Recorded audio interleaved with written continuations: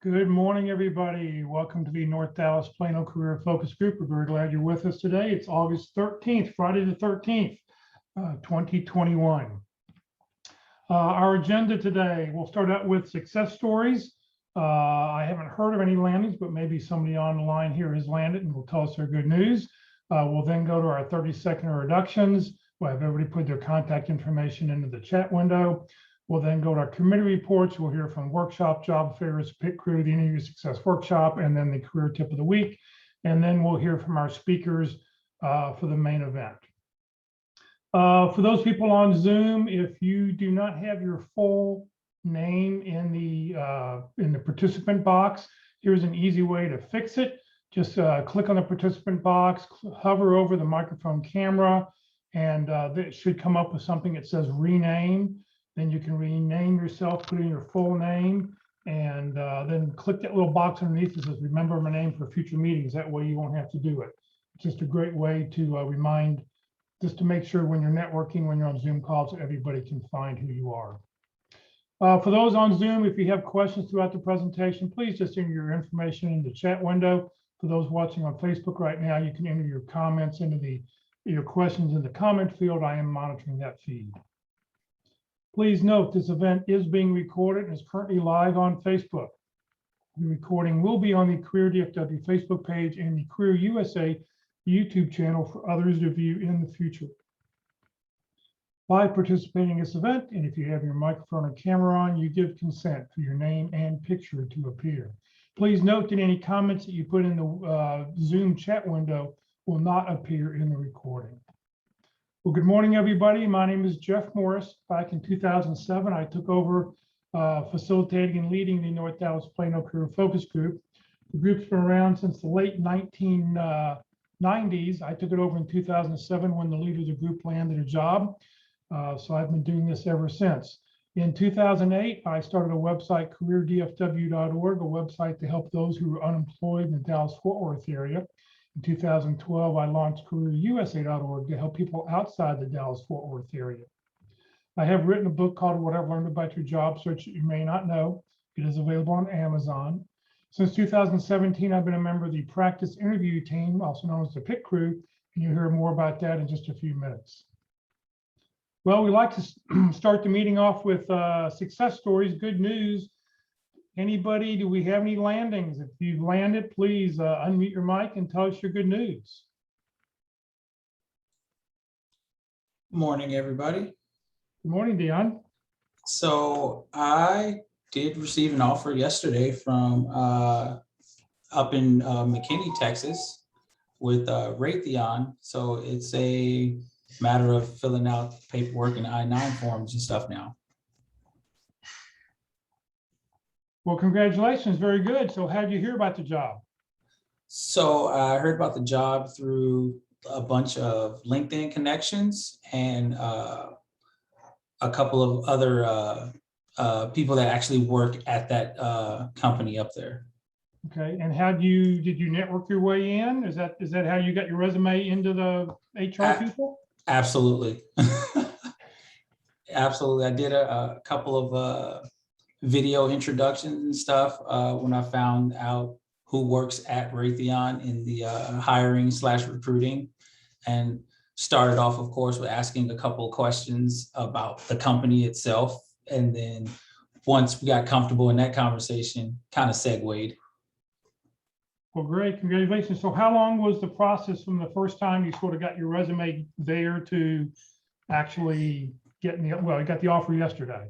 Yeah, so it's been about a month after. It's been about the last 2 weeks was them sending me paperwork to fill out, job history, stuff from my military, as I just retired. So once all that, it took about 2 weeks to get all that paperwork filled out and turned in, and I just got it last night. So, well, congratulations, congratulations. So is there one bit of advice you would recommend that you'd like to share with everybody?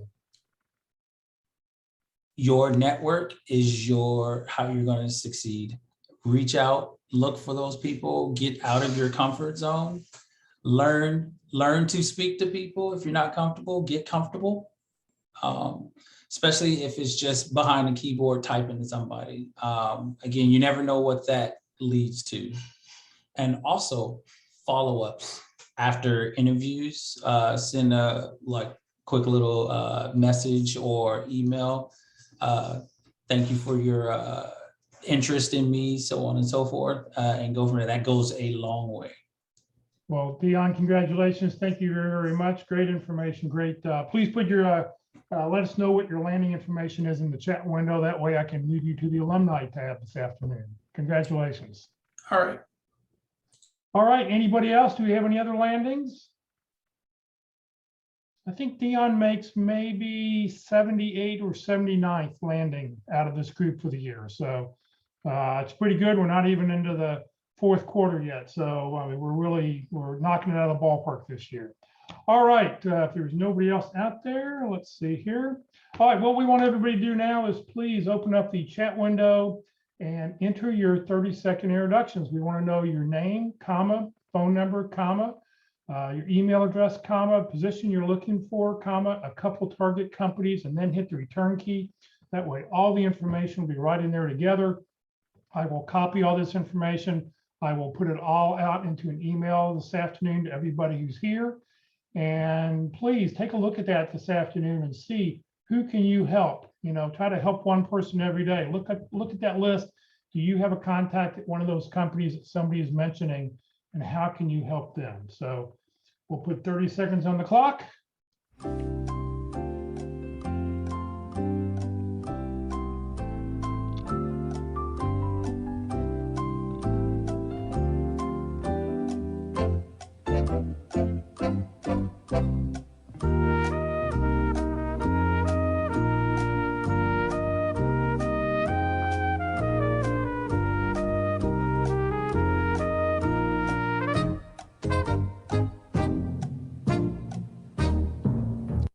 All right, if you're still typing away, please type away, and we'll just keep moving on here. All right, it's time to hear about job and career fairs, training, and workshops that are happening. Good morning, Eldon. Good Eldon, morning, what Jeff. year is this picture from? Because I don't think it looks like you anymore. No, that's me. I've got a few more gray hairs. But basically this, and maybe a few more pounds. But but other than that, it's me. Good morning, everybody. Happy Friday the 13th. As Jeff said, I'm going to inform you today about career and job fairs and special workshops or events that are coming up in the following week. The information that I'm about to present comes from the calendar page at the website careerdfw.org. There it is on your screen. There are several tabs on the calendar page, and you can see by the various colors on the chart that each one of those colors represents a different category. So again, I focus on career and job fairs and special workshops or events.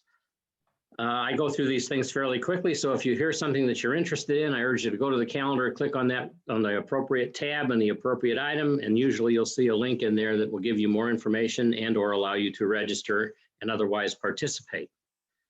All right, having said that, this week's career and job fairs, the Dallas Police Department hiring event will be held at 1400 Botham Jean Boulevard in Dallas, which I have no idea where that is, but that will be Saturday, August 14th from 8 a.m. to 4 p.m. And there is a link in the calendar to find out more about that and careers with the Dallas Police Department. There will be a United Electronic Recycling event to be held at the St. Andrew's United Methodist Church at 5801 West Plano Parkway in Plano on Saturday, August 14th from 9 a.m. to 11 a.m. So if you have some electronic items for that, I urge you to take them over there and they will dispose of them for you. The Renaissance Plano hiring event will be held Tuesday, August 17th. It'll be held at 6007 Legacy Drive in Plano. This is about hotel careers. There's a link for more information on that. Again, that's Tuesday, August 17th from 10 a.m. to 6 p.m. The North Central Texas Career Fair will be held virtually on Thursday, August 19th from 10 a.m. to 3 p.m. and career seekers need to register. And there is a link to register and attend for that one on the calendar. The Ritz-Carlton Dallas hiring event will be held at 18230 Midway Road in Dallas on Thursday, August 19th from 10 a.m. to 2 p.m. And finally, there's another United Electronic Recycling event on Saturday, August 21st from 9 a.m. to 11 a.m. at Christ United Methodist Church at 3101 Coit Road in Plano. This week's special workshops or events. Online, Employability with a Background seminar will be held at Cross City Church of Euless, 1000 West Airport Freeway in Euless on Monday, August 16th from 6 p.m. to 7 p.m. Advanced registration is required by calling Ed Bazan, and there's a number for him on the calendar. Also online, LinkedIn Tuesdays at 1 p.m. Join Locke Alderson, Terry Sullivan, Ruth Lipsky, or Kurt Vondemutter each week for an online session on LinkedIn. There's a Zoom link and a Facebook link to participate in this. And again, that's Tuesday, August 17th from 1 p.m. to 2:30 p.m. The CSN Recruiter Roundup will be held Tuesday, August 17th from 6:45 p.m. to 8:15 p.m. And there's a Zoom link and a Facebook link for that. This is an online seminar that's facilitated by Gail Houston, Rex Showett, Abby Kohut, Paul Cameron, Rick Martinez, Andy Cook, Mary Leone, and Shelley Casino. These are all very well-known area recruiters, and I urge you to participate in that. I've met most of these folks, and they're very, very informative people. Also online, the Who You Know Career Transition Summit will be held Wednesday, August 18th from 10 a.m. to noon. This event is hosted by Foster Williams. And if you don't know Foster, I urge you to get to know him. He's a very well-known local area recruiter as well. And again, that's Wednesday, August 18th from 10 a.m. to noon. And there is a registration link on the calendar for that. Online again, interviewing Wednesdays at 1 p.m. This workshop is presented by Mark McDonald, who's the leader of our pit crew, and Walt Glass, who runs our interview success workshop. This week, on August 8th, or next week on August 18th, is session 3, Star Stories, a deep dive. This is part of a 10-part series that's currently ongoing. And there's a Zoom link and a Facebook link to participate. Online again, Effective Resume Seminar. This will be held Thursday, August 19th from 1 p.m. to 2 p.m. And on August 19th, Rex Showett will be presenting on strategies to beat the applicant tracking systems. And there's a Zoom link and a Facebook link for that. And finally, the third Friday Internet of Things Special Interest Group Breakfast will be held Friday, August 20th. It begins at 7:40 a.m. and runs till 9 a.m. This is hosted by Ed Hightower. And there is a link on the calendar to find out more about that. This is currently meeting online, but hopefully when the COVID epidemic subsides, they'll get back to meeting in person. And that's it for this week. Eldon, thank you very, very much. All right, let's see here. If you know somebody who just lost their job, somebody who's just new in job search, please tell them about Career DFW and careerusa.org. We've got a lot of great resources and tools to help job seekers out there. Time to hear from the practice interview team. Good morning, Mark. All right, good morning. My mouse was going crazy there for a second. So good morning, everybody. And I'm Mark McDonald. I'd like to tell you a little bit about the practice interview team. But before I do that, if I can get my mouse to behave, I'm going to put something there in the chat window. So this is how to contact the pit crew and also how to find my LinkedIn profile, which I'll talk about in a minute. But I got to say, a lot of people are landing, but things have been pretty slow at the pit crew. So there's an opportunity for, right away, right at hand, for you to get a slot at the pit crew. I've been contacted by one, so I'll probably have one scheduled here pretty shortly, but pit crew can do 3 or 4 per week. And so there's 3 slots available for next week. If you got an interview coming up, if you'd like to practice, and I encourage you to practice early and practice often, practice early in your job search, and then practice as often as you think it's a good idea for what you have going on. People practice for their very first round interviews, even their phone screens, all the way to deep in their interviews. And as you go through, some people have practiced for every round and, been very successful with that. And as you go through the process, we will adapt to your situation because the interviews that the practice interview provides are very customized and personalized to your experience. So it starts with a job description and your resume. So you pick out the job description that you'd like to practice against. It doesn't necessarily have to be something that you're engaged in. It could just be your dream job description, something that looks good to you, something that you expect to be interviewing for, even though something may not be lined up. So go ahead and send that in along with your resume. And I have a group of volunteers who have all been hiring managers and who have all been in job transition themselves. As a matter of fact, most of them are currently in job transition. And so they donate their time and their expertise as hiring managers as part of their professional responsibilities to interview you against the job description in your resume, and then we give you feedback at the end. And so since they're volunteers and since I'm a volunteer, everything the PIT crew does is absolutely free, so no charge to you. And when you're ready to practice, send that information in, include your availability. It takes a couple of days to get everybody's schedule lined up. We do the interviews on Zoom, so we can do them any day of the week during business hours as our preference. And so we can even do them for out-of-town people. We did one for someone in Stamford, Connecticut last week. So if you're on Facebook or dialed in from far away, that doesn't matter. We do them all on Zoom. So just send in your information and we'll get it set up.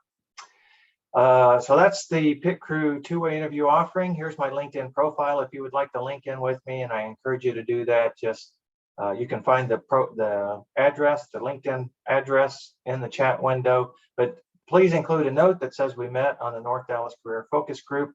I'd like to know where we made contact, even though we may not interact, and I'll add you to my network, and that's going to help you find contacts inside your target companies, which, hey, we're going to be talking about target companies today. So that's the main advantage of building a big network on LinkedIn, is having a lot of contacts. And then when you go to find somebody inside a company, then like Dion did when he was looking to get inside Raytheon, you have a better hit rate finding people that you're interested in talking to. All right, what's next? There we go. One-way interviews. So besides the two-way interviews, which I just talked about, the PIT Crew also has a way for you to practice one-way interviewing, and we use a professional tool that Jeff got for us. It's called Easy Hire. Companies pay big bucks to use this tool to manage their one-way video interviews. And what the PIT Crew offers is very basic. I give you the questions in advance, and then after that, you get a link, and you go interact with the tool, and you answer the questions. They're recorded, and then the tool sends you a link to your recording. And so I don't ever see it. Nobody ever sees it unless you decide to share that link with them. Our goal here is, because I gave you the questions in advance, is just to give you an opportunity to become comfortable doing this kind of interview. And Walt and Jeff have their own versions of one-way interviews, and they'll tell you about them that take it a little deeper. But the PIT Crews just want you to be comfortable doing this so you can do your best. And so that's how that works with the PIT Crew. And then let me mention coaching. I do coaching as well. One other thing I do as help job seekers is the coaching, and I just coach on one thing, which is how to answer that question. Why did you leave your last position? Or it may be some positions in your past. So that's a very also personalized discussion between you and I, and confidential. So we'll do it on the phone or on Zoom. And I'll tell you, we'll figure out how to answer that question, that initial question, and then any follow-up questions that are generated by your situation. So why did you leave your last position? Or why did you have these, 4 or 5 short-term jobs? If you have a big gap in your employment, we can cover that as well. So I've helped quite a few people. Some people think, that they've been fired, and that I encounter that a lot. Probably not true. So reach out to me if that's going to cause you some angst, or if you're scared. If you're not going to be able to answer that question with brevity and confidence, then reach out to me. And then finally, Interview Wednesday. That's the webinar that Walt and I give on everything interviewing. And so Eldon mentioned it, session 3 is coming up, which is Star Stories, which is an excellent session. So I highly recommend, and you're going to learn more about Star Stories than you realize, how effective they are in telling your stories, obviously telling your stories, but demonstrating your expertise and building rapport. They have multiple uses and very impactful. So take the opportunity to spend an hour and a half on Wednesday afternoon and watch session 3. Mark, thank you very, very much. Good morning, Walt. Well, good morning, everyone. I've been practicing smiling into the camera all morning, imagining that I've named my camera Fred, so I'll have a person to talk to. So I'm working on that because smiling and looking to the camera now is becoming more important than ever in online interviewing.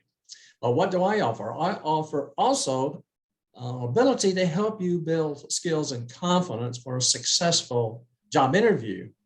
So I like to do it in a very informal way, okay? This is, you don't have to get ready for this interview. You just come. It's a come as you are party.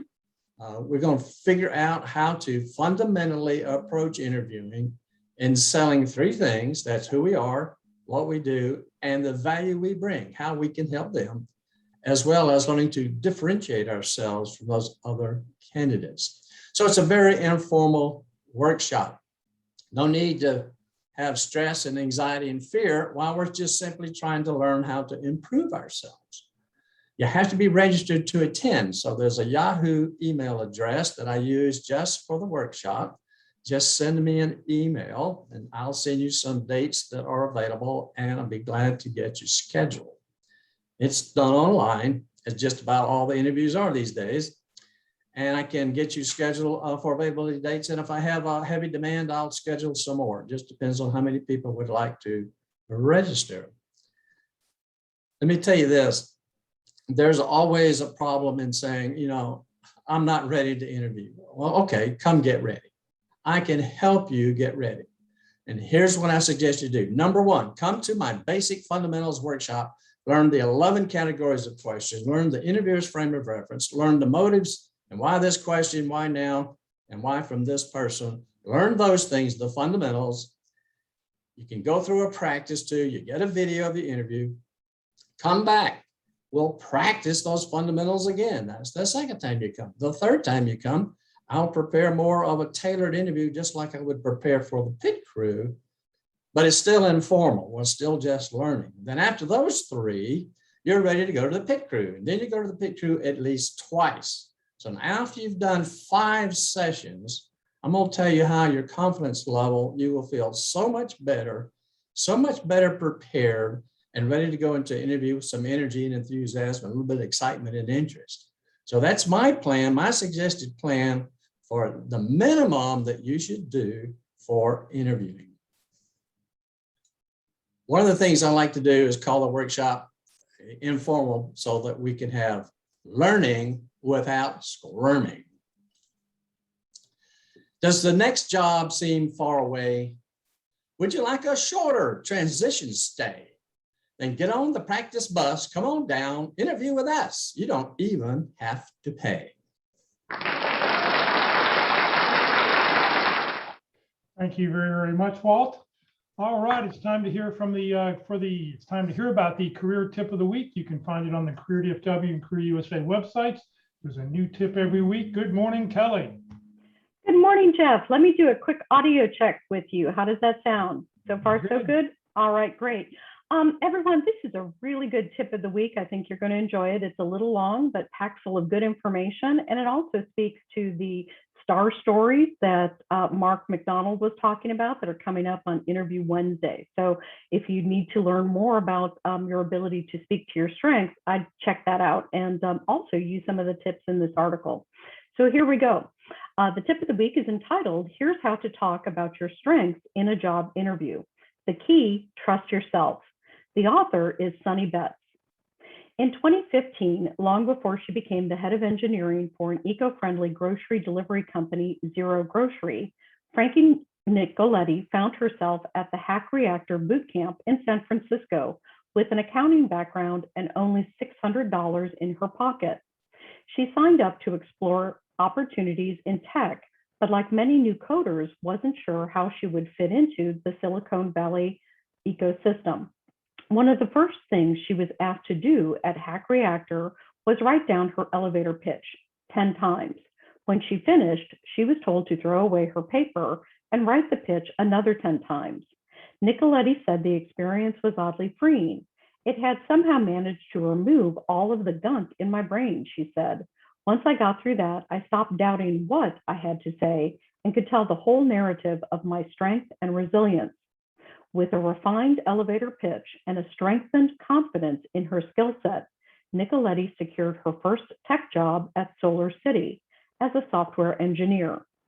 In an industry as competitive as tech, speaking about your capabilities confidently can be tough, especially if you are comparing yourself to others around you. Regardless of whether you're an engineering lead or a recent boot camp graduate, you have unique personal strengths that others don't. If you can talk about them cohesively, you're a step closer to ending a job interview with an offer. It can take a while to sound natural when you're talking about your accomplishments and strengths, but it's okay to fake it until you make it.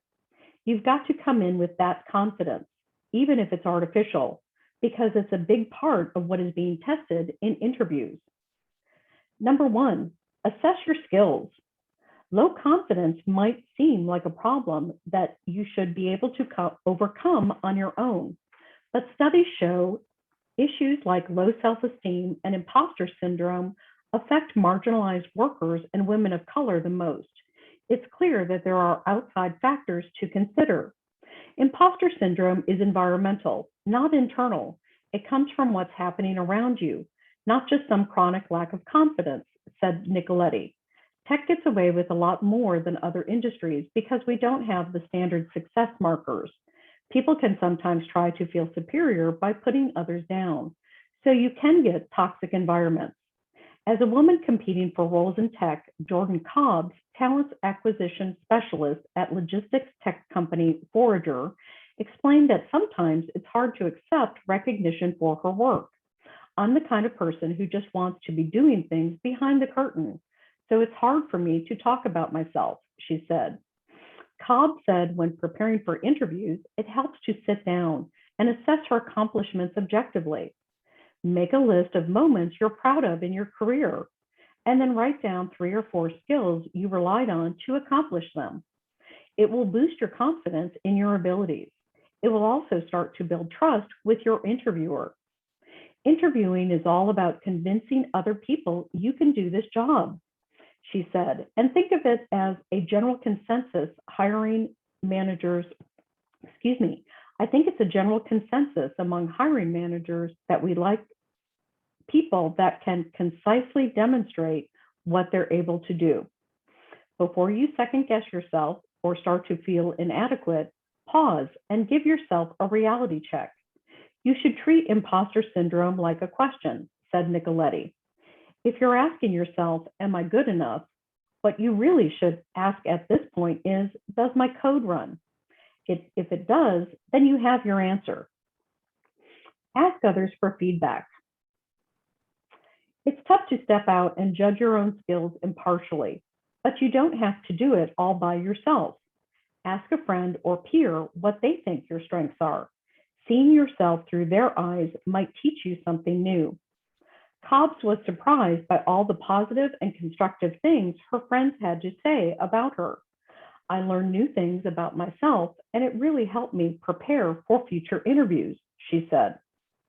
Number 3, have evidence to back up your claims. In a job interview, be prepared to pull from data or concrete anecdotes to illustrate what you would bring to the team. Numbers and statistics are essential, but according to Andy Shin of TextNow, SVP of Engineering, it shouldn't be your whole story. As you start to move up in your career, one of the most important interview skills is not just highlighting your skills and accomplishments, but communicating how your work impacted the project or benefited the company, he said. You need to understand the why, not just the how. What will separate you from others is the ability to explain not only how you built or fixed something, but why your actions led to the ultimate success of the team, project, and company. Number 4, stick with what's relevant. Just like when you're writing a resume or cover letter, the strengths you share in an interview should tell a story and be specific to the role. You'll leave a more effective impression on the interviewer, and it also makes their job easier. HR managers don't have a lot of time, and many interview several candidates.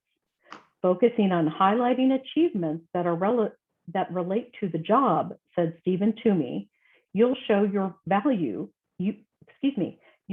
value their time and how to focus on critical information, both essential to most jobs you interview for. Every job has its own unique requirements, but there are more general skills that employers expect from candidates, like flexibility and collaboration. Review your work history and note times where you exemplified these qualities.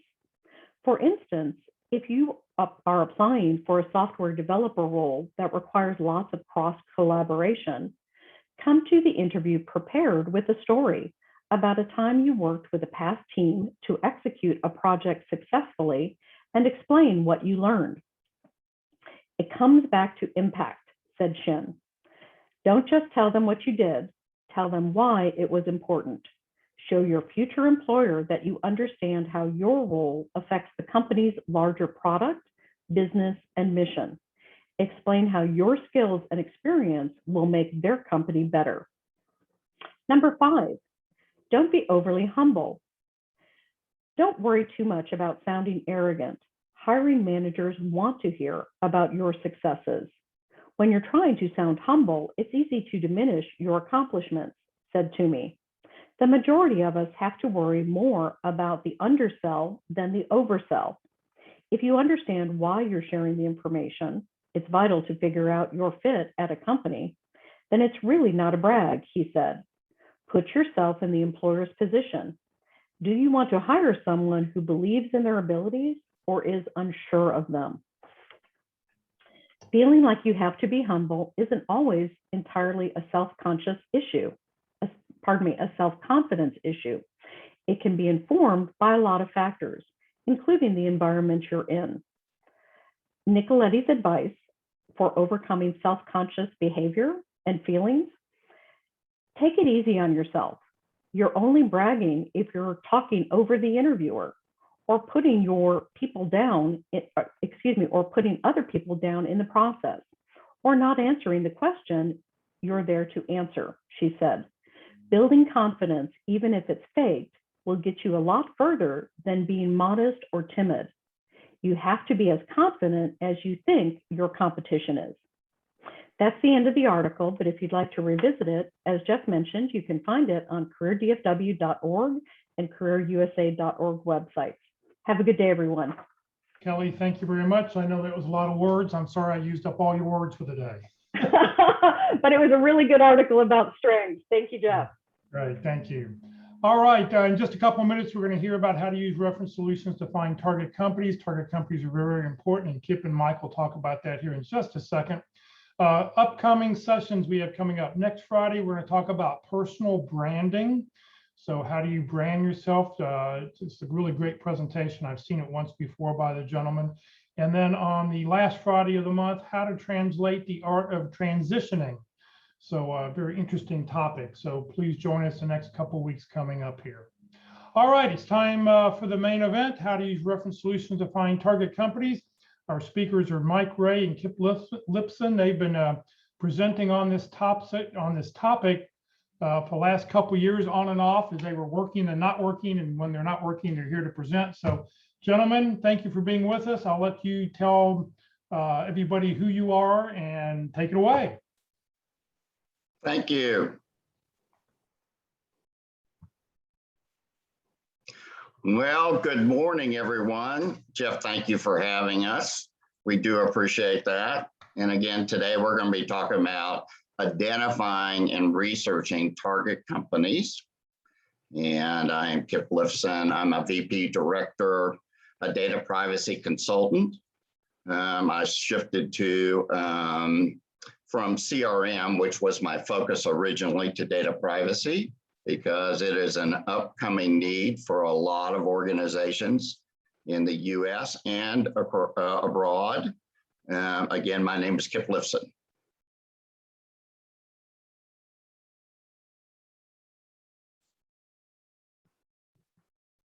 Mr. Mike, I think you're on mute. Boy, I feel silly, don't I? Good morning, everybody. My name is Mike Ray. I am a Vice President, Director of Marketing and Product Management, Product Transformation, Customer Satisfaction, Company Results. To give you a little bit about my background, I work for Trane Heating and Air Conditioning, Lennox Commercial, and a small HVAC company in Oklahoma City. While I was at Trane, I directed a product management and support team, which introduced 2 new product platforms and 1 major platform redesign, which doubled product revenue to well over $1.7 billion in less than 5 years.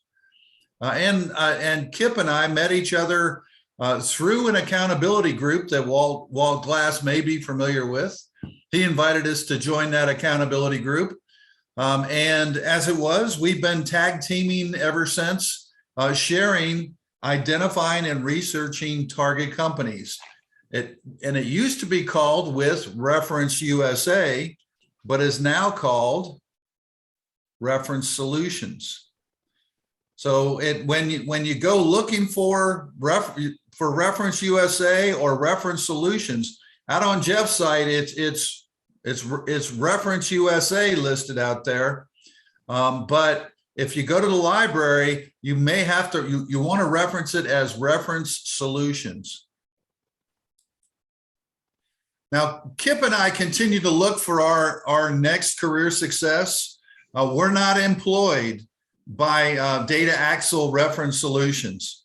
And so as it is, Kipp is more active than I am. As it is, I've been very fortunate, and so I haven't been actively looking for next opportunities. But if something comes along the way, I take a look at it. So as it is, we're still looking for our next career success overall. Those of you that may be interested, you may be looking for the presentation. There is a presentation posted out on Career DFW. It's in the, and you may want to take a picture or take a snapshot of this particular slide. It's located out on Career DFW under Resources, Career Files, and then Chapter 5.3, which is Databases. Or if you prefer to see a video of this, Jeff has that on Facebook in Career DFW under Videos, either April 3rd or September 25th of 2020. Those are the previous presentations that we've done for Jeff in last year. And again, Jeff said that they'll be posting the new one coming up very soon.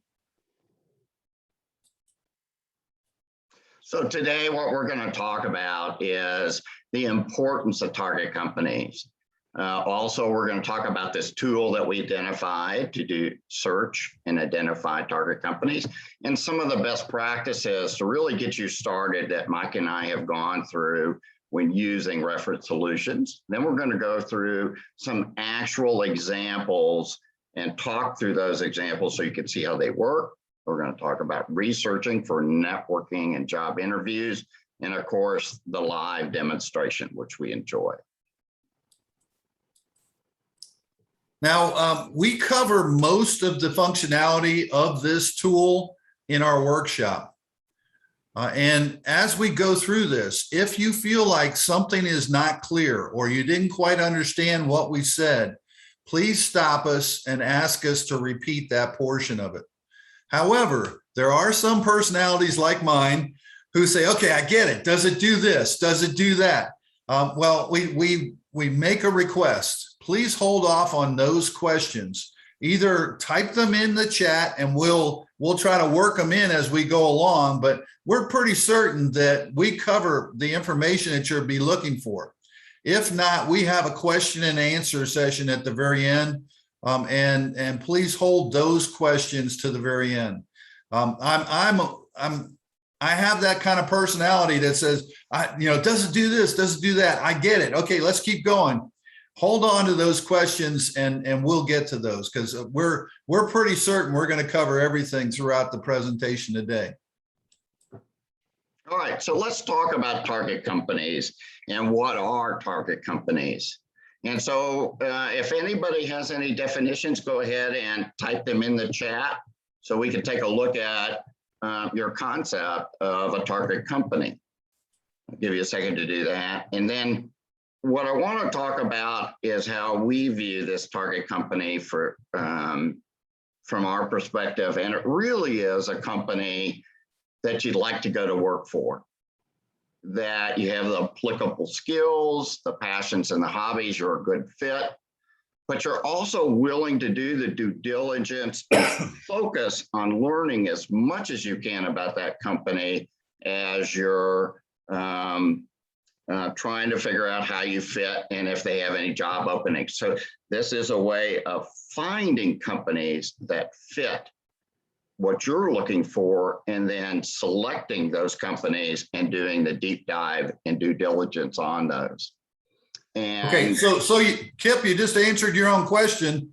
Nobody had a chance to put anything up in the chat. So okay, well, I did. Yeah, I went straight to that, but yep, we're good. Okay. So again, here's my, I'm Kipp Lifson. I'm a VP director. I'm a data privacy consultant.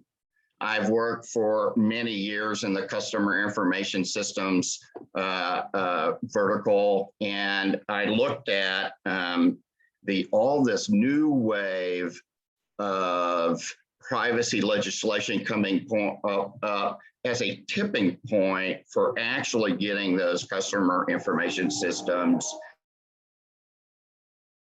the requirements of privacy. And so I'm real excited about it. In fact, I'm studying really hard. I'm taking the CIPM exam next week. So I'm excited. Again, my name is Kipp Lifson. Now, I do have target companies. OneTrust happens to be the 800-pound gorilla in the privacy market. Big ID is kind of right behind them. I like Big ID. Anonymity is another one of my target companies. So those all fit within the privacy space. And when I was looking, one of the things that I looked for, I looked at Rheem HVAC or Rheem air conditioning. I was in the air conditioning industry, and that's a very easy transition to another company in the industry. Also was interested in Kubota. Kubota Tractor has a headquarters over in Grapevine, and then Campat Machine and Tool. Now recognize that I'm not actively looking. So I have had people practicing hope and send me a note. Hey, I've got a contact at one of these.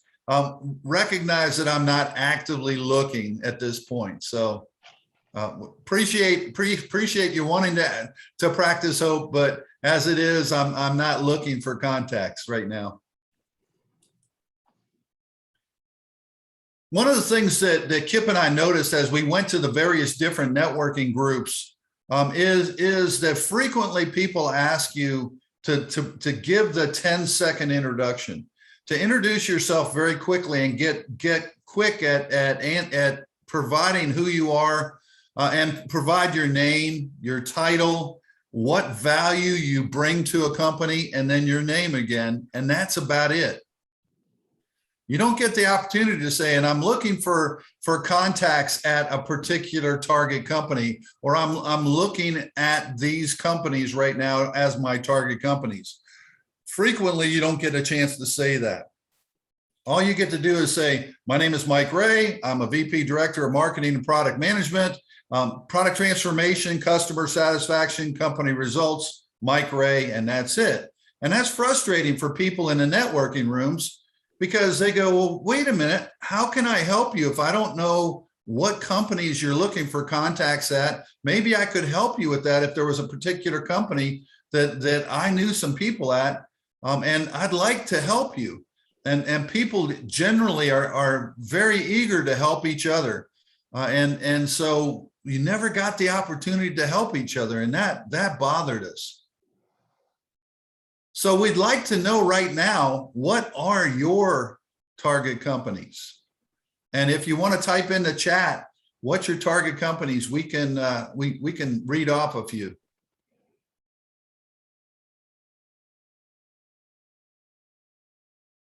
Anybody?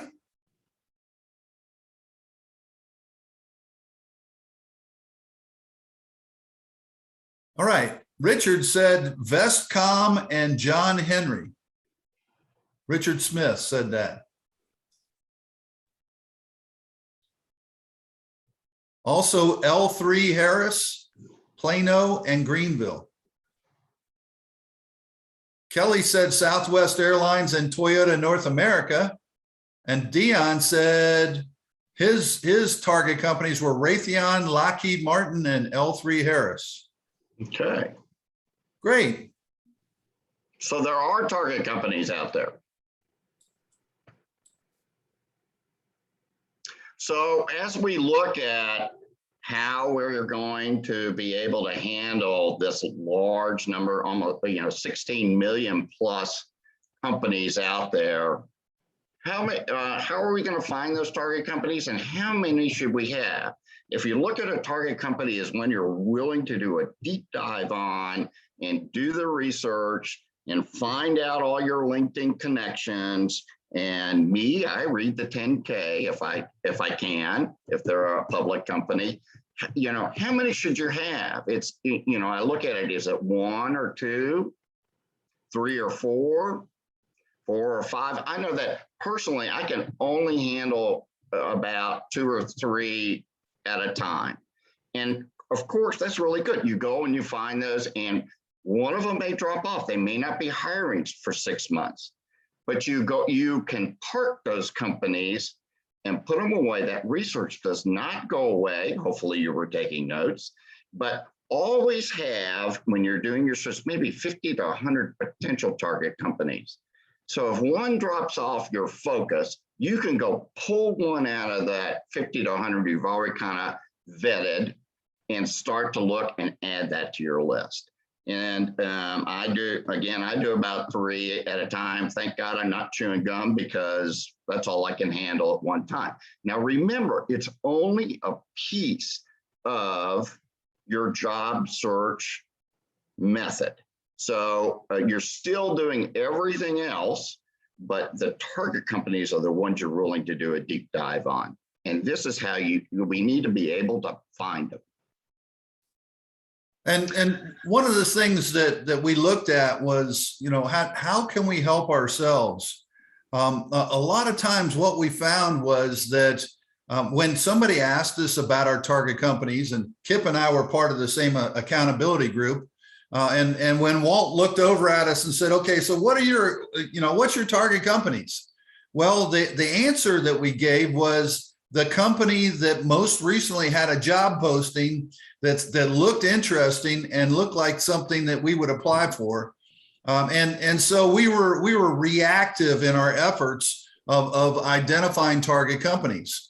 So, the first week Walt says, okay, so what's your target companies? And we said, well, this one, I just applied for this one. It looks like a great company. And this is a job that really fits me well. Well, he said, you really need to have a bigger list than just this one company. Would encourage you to get a list of a lot of companies. And we said, well, how can we do that? And he said, well, you need to go to the library. There's a tool at the library that will assist you with doing that. And it was called Reference USA. It's now called Reference Solutions. And when you go to the library, you'll be able to identify these target companies and make your list. So being the good accountability people that we were, we said, okay, we'll do that. And an hour later, after we left the meeting, our accountability meeting, we went back to doing things the way we always did things. We didn't change our habits at all. And so then the following week came back, same question came up. What are your accountability, or what are your target companies? And we only had, again, the one target company, and we were told, go to the library.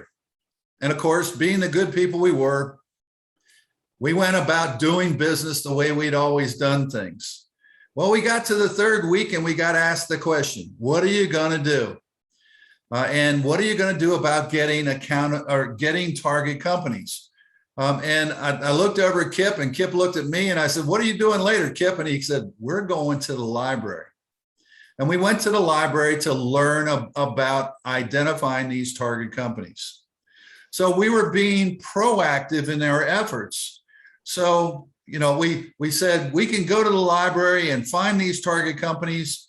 And by doing so, we're going to be proactive in identifying these companies rather than wait for something on the job boards like LinkedIn or Monster or one of the others like that.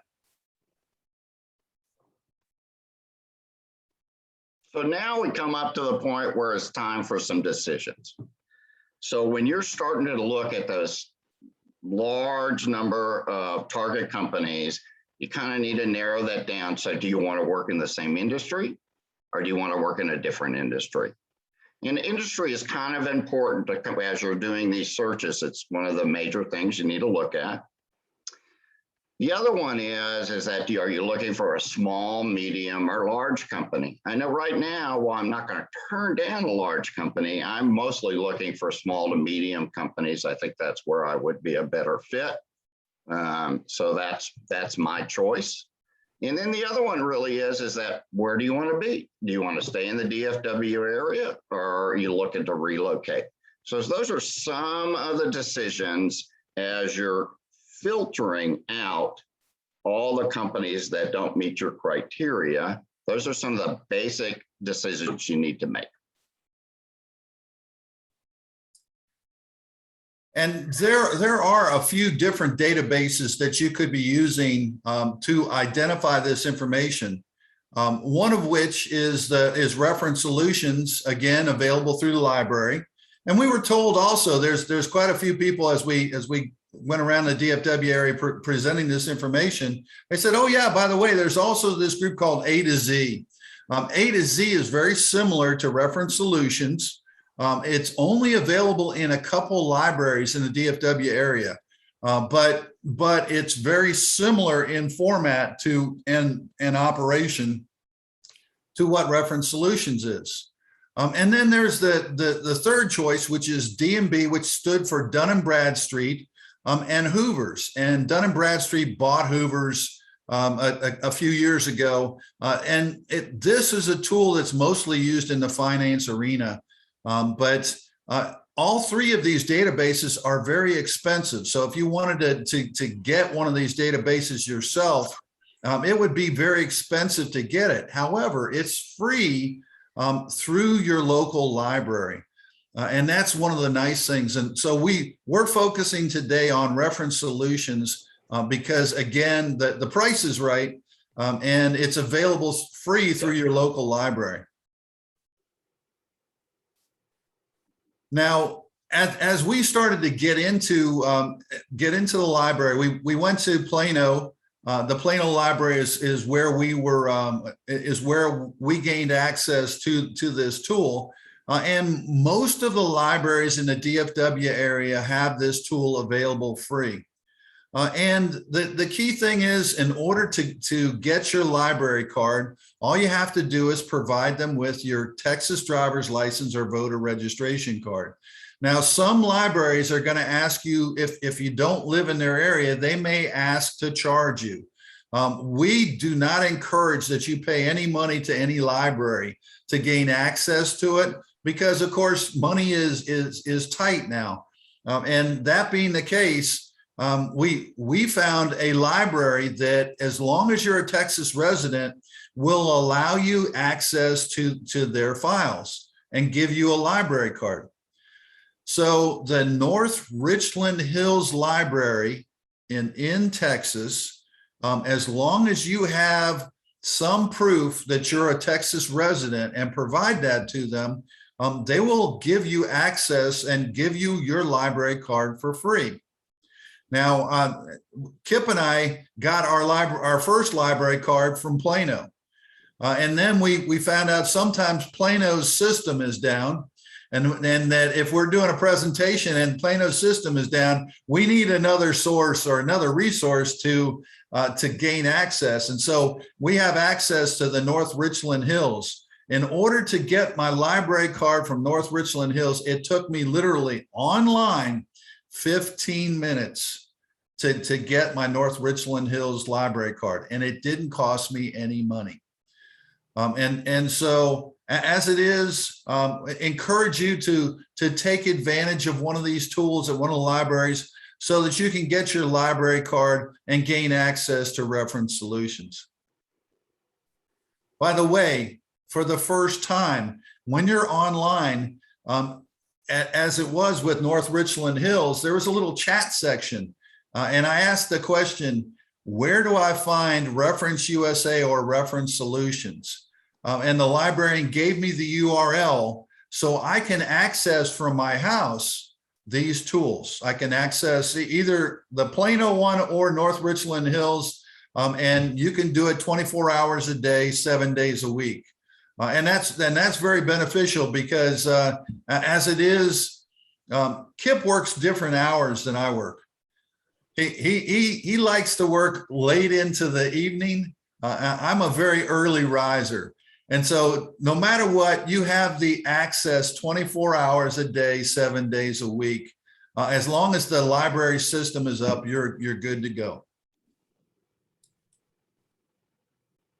So today, let's go over some case studies. And we're going to go over some examples so you can kind of see us walk through how you do some of the searching on reference solutions.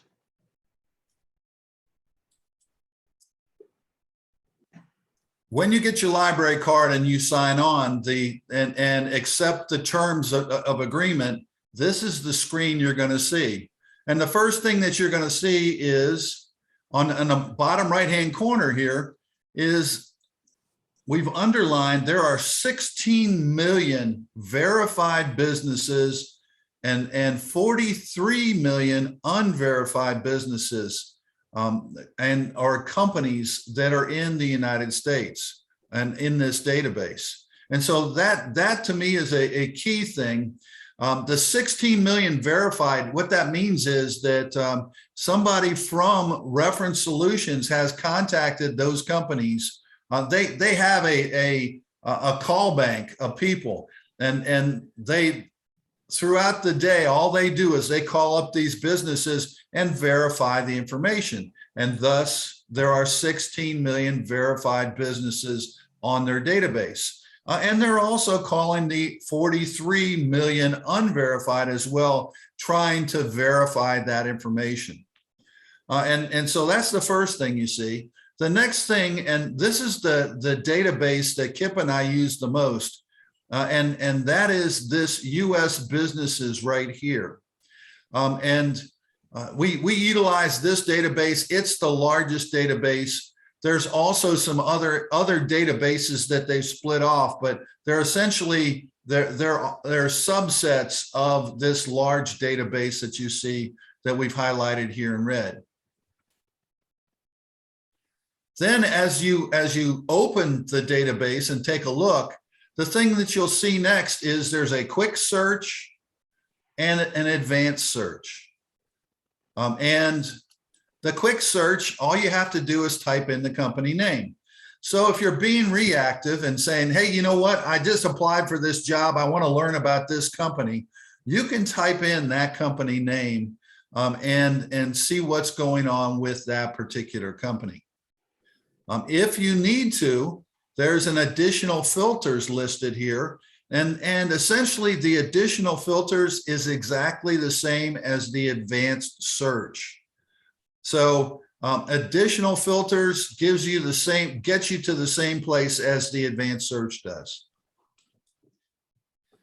Now, one of our other accountability members found out that we were having luck with identifying target companies. And he said, you know what, could you guys help me?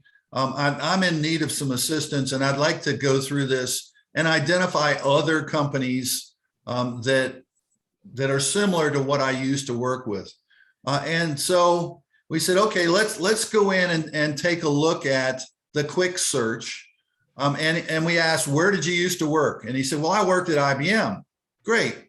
So we plugged in IBM in the company name. And then we hit view results. And when we did that, we then got 283 results for IBM. Well, the thing that we found as we did that was we got IBM for all the different states in the United States. For Alabama, Arkansas, Arizona, California, you name it, it was there. So we needed to narrow our search to find the office that this person used to work at. He used to work in Dallas on Stemmons Freeway. So we need to narrow the search down and identify and revise our search and go in and do a filter for the state of Texas. So when we went in and filtered for the state of Texas, we came up with 24 results. And those 24 results, if you look down the list, here is the IBM on Stemmons Freeway in Dallas, and that's the one he used to work at. Now, this is one of those situations where, hey, I'd like to drive about the same distance I was driving as before, and so I'd like to find other companies that are similar distance away from where I live. So when I go to the office, I'm not driving an hour and a half to my next company, or I don't have to move in order to work for my next company. So are there any companies that do the same type of thing that the IBM used to do? And this tool will assist us in identifying that or finding that. So we took a look at that and said, okay, here's the IBM on Stemmons Freeway. That's where he used to work. Now, there's one other piece of information we want to share with you right now. If you take a look at this insignia here, this looks like it could be like a corporate chart, but what it really is it's an insignia to identify if there are branch offices, which is located here, or regional offices, or if this is headquarters. Okay, so if you see this icon here, if you see that, it means that there is either a headquarters or regional office or district offices. And if you see the up arrow is an indicator that this is one of those either regional or, district or regional offices, and that the headquarters is above. And that's what this arrow means. Make sense? Yep. Okay, good. All right. So we want to take a look at this particular IBM on Stemmons Freeway. Let's take a look at that. When we open the file, this is the screen we see. And you'll notice that on the left-hand side here is a list of quick links. Each one of these quick links has a blue line associated with it. And to make it a little easier to see, we blew it up and moved it over to the right-hand side here. Now, when Kipp and I started using this tool, the 4 best practices that we saw, or the 4 pieces of information we focused on, were the location, which you see here, the job listing, which you see here, and then also we looked at the competitors report and the industry profile. So we looked at those 4 things. But before we get too in depth with that, let's take a look at, okay, first off, the location. Yep, that's the IBM that he used to work at. So we've identified that, and we're interested in learning more about that. But also, we noticed that there are jobs listed by Indeed that for this particular company. And it gives you some information. So Reference Solutions uses Indeed as their search engine or their search tool for jobs. So if they identify any jobs that are out there that Indeed can see, they will post those here. And so the good news is this company is hiring. And that's one of the questions we asked the person, said, okay, would you like to go back to work for them? And he goes, well, I see that there's a job I could do, but I'm really not interested in going back to work for them. That's okay. And then we said, okay, so let's keep looking at this company and learn more about it. The next thing we looked at was the competitors report. When we pulled up the competitors report, you notice here's a list of competitors. And those competitors are in the same basic location as what the IBM was on Stemmons Freeway. So it's very close. This is very close to where that person used to work. Excuse me. And so as it is, if you take a look, you think about it, those could be target opportunities, couldn't they? So under the circumstances, the thing that Kipp and I thought about, the first thing we did is said, all right, we want to capture this information. So being good Excel users and Microsoft users, we said, okay, so you right click on this and copy all this information and paste it to an Excel spreadsheet. That's not how it works. And if we worked for Reference Solutions, we would tell them, hey, this is what one of the tools that you need to be able to do is to right click and be able to download this to an Excel spreadsheet. Unfortunately, you can't. So as it is, you need to go use your snippet tool or one of your screen capturing tools and capture this information and paste it to an Excel spreadsheet or capture the information so you can individually look at each one of these potential target opportunities or potential company that you could work for. The next thing we looked at and we found it as a best practice was to identify the industry profile. What this person wanted to do was wanted to find out other companies that did the same basic thing that IBM did. And the industry profile is an indicator. These numbers are indicators of what that is. And so there's an SIC code and there's an NAICS code. And Kipp's going to talk to us about what that means or what the SIC and NAICS codes are. So in the beginning, when I said one of the things, the decisions you need to make is what industry you want to be in. And that is one of the major filters for Reference Solutions. So the SIC code is a standard industry classification code that was established in 1930. I'm very familiar, been using the SIC code for a long time, not all the way back in 1930, but I have been using it. And I'm comfortable with it. Now, when NAFTA was passed, NICS, the North American Industry Classification System, was developed in 1997, and it included US, Canada, and Mexico. Now, I will tell you, as we look at some more of the functionality of Reference Solutions, it is very SIC code centric. So getting at least to know the SIC codes is what I would recommend as a best practice, because as you will see, it becomes key in picking the industry that you want to be in. And those are the industry classifications.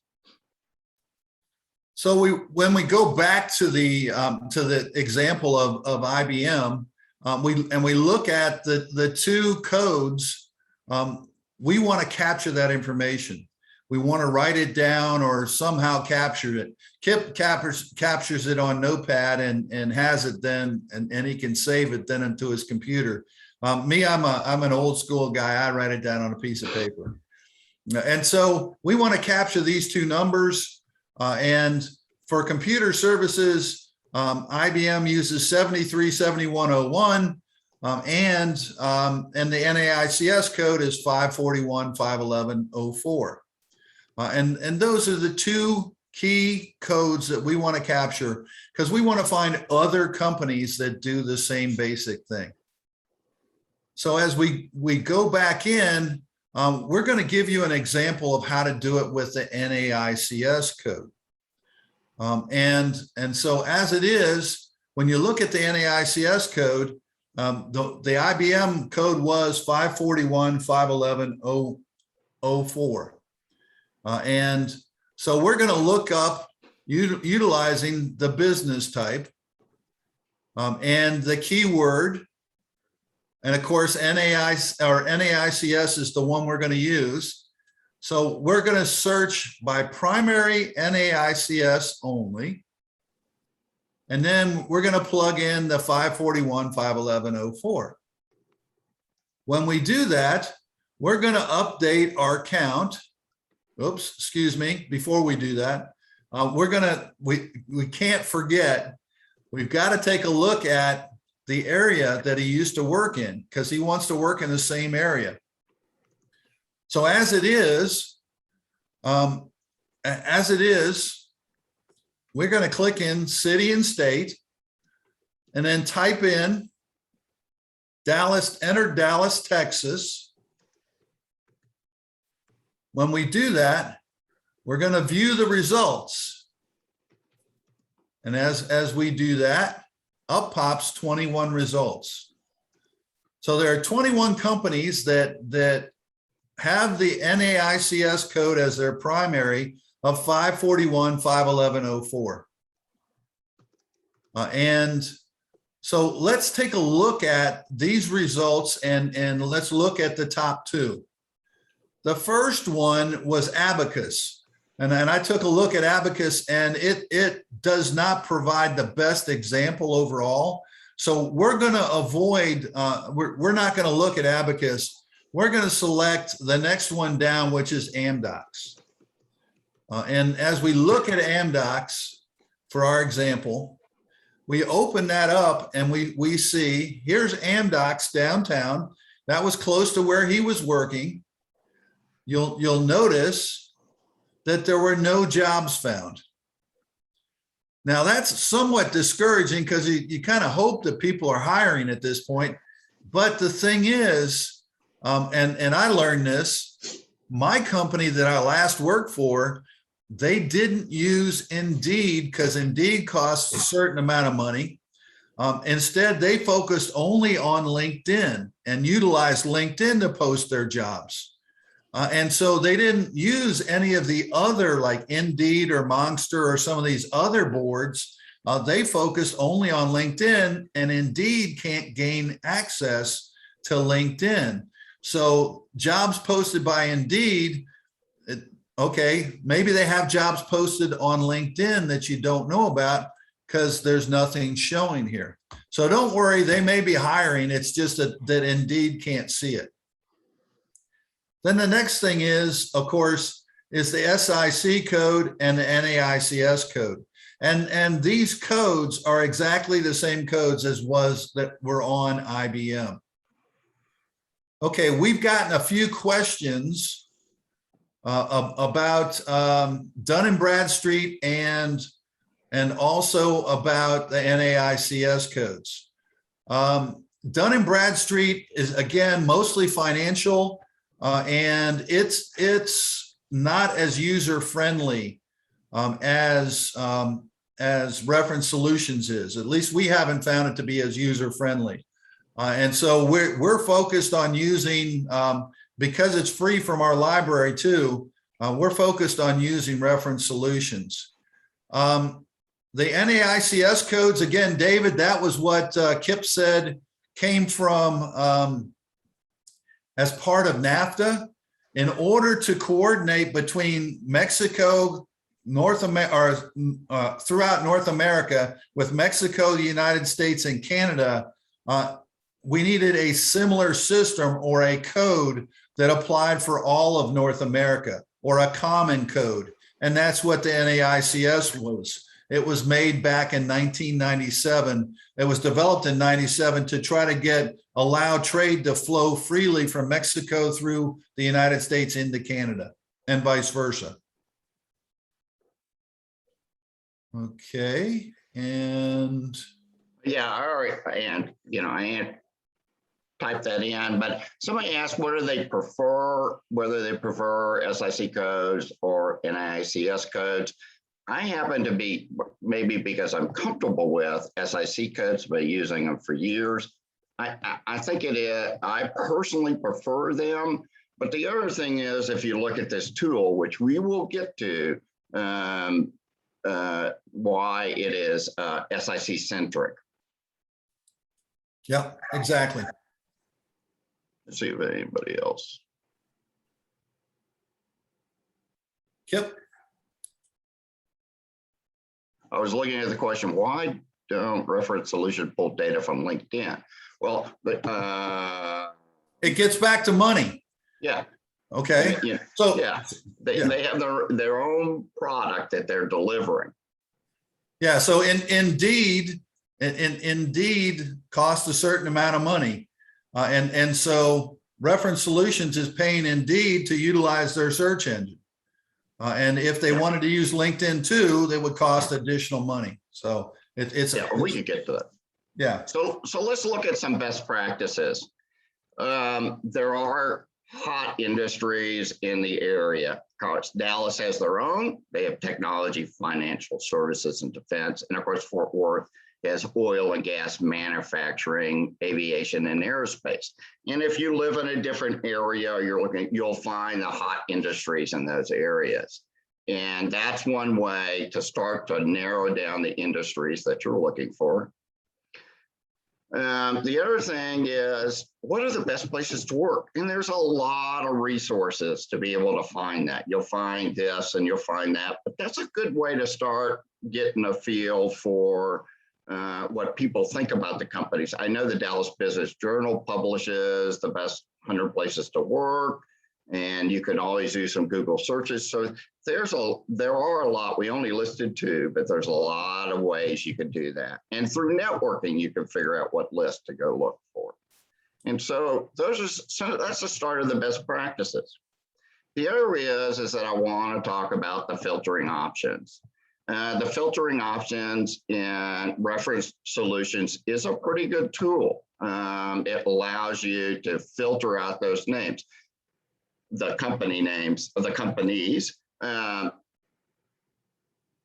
what we did is we looked at the ones you're mostly going to use right out of the gate. Of course, you can put in the company name and directly get to that company. And there's some advantages to doing that because you may know a company and you could figure out the SIC codes and those things of that company and find other companies through that, or you could target that company. So that's a great tool. The other one is the business type. We looked at putting in the SIC code or NAICS code directly, or you could put a keyword in. That keyword can help you. It goes in and does a search. And we're going to do one of those examples live. And the other one is a major industry group. Major industry group allows you to build from the top level hierarchy all the way down to the detailed, finished out SIC code. And that's why I call this SIC code centric. There's not a way to build an NAICS code. The other one is geography. Where do you want to be? DFW. The other one is business size, is the number of employees and the sales volume. And the other one is ownership. Is it public? Is it private? And there are some more parameters. We'll look at that on ownership. And the one thing, those are the tools that you'll use to filter out all those names to get those target companies that you're going to use. So today, what we're going to do is we're going to talk about system integration and building SIC codes.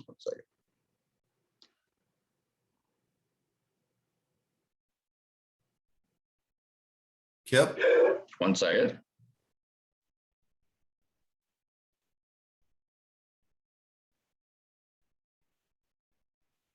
Okay, so what Kipp is showing you here is the 1 second. system. I had to answer that. Sorry. Okay, go ahead. So what we're going to do is we're going to go and take that. We're going to build our own SIC code. And what we're going to do is we're going to take that fit. Now, this is an older slide. It was 15 million. Now it's over 16 million. When we get the live one, you'll see that. And those are the number of records that we're going to do. And we're going to do an advanced search on that.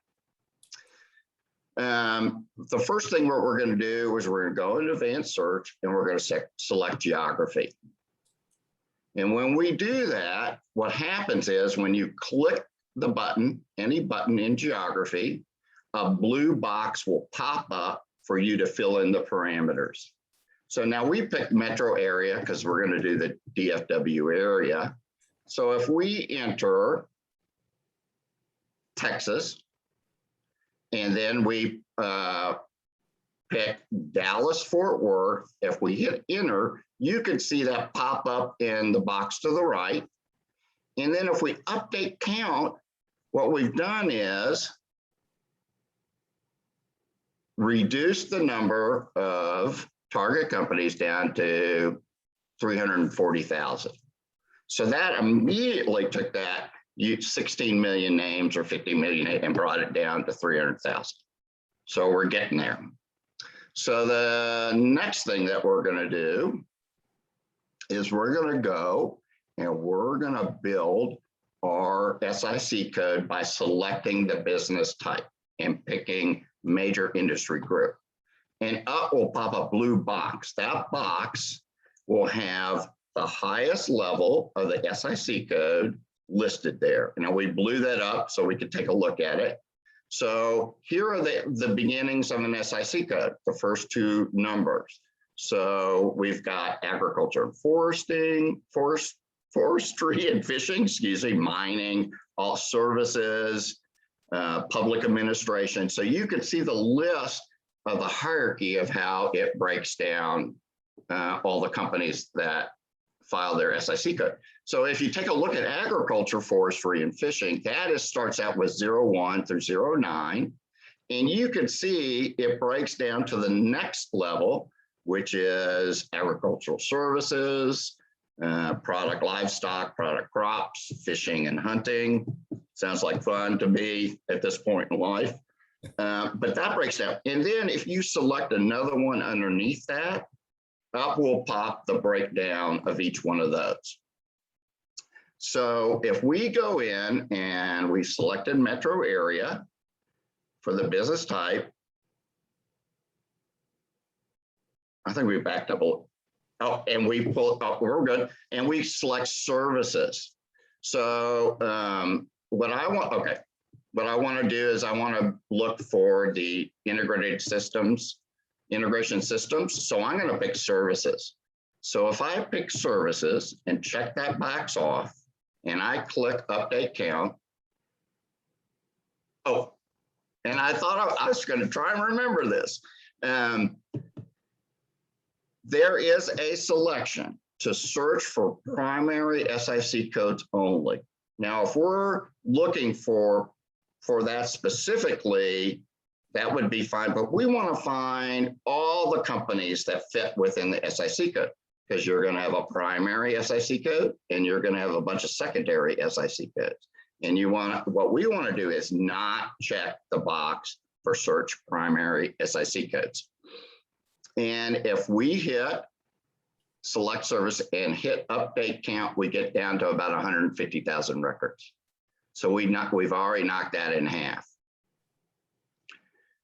And the next thing we're going to do is below services, which we already selected. So it started to build our SIC code 73. We're going to pick business services, and that drops the count down to 20,000. If we go underneath that and pick computer integrated systems design, it drops it down to 616 records. And that's getting close to a good number to take a look at. So there's one more selection below that as it's building the SIC code 7373. Now, if we pick computer integrated system design 737398, we get down to 46 records.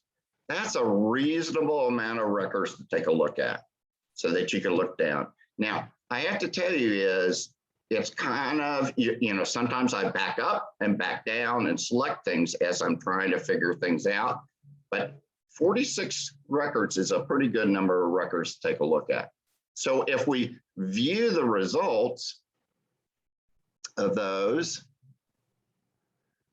we will find all 46 records that it selected. Now, once you're at this screen, you get a kind of a bar of mini data analysis on those, or business intelligence tool on this, where you can slice and dice it some ways. But the one thing we really wanted to talk about is downloading the information, because you really can't get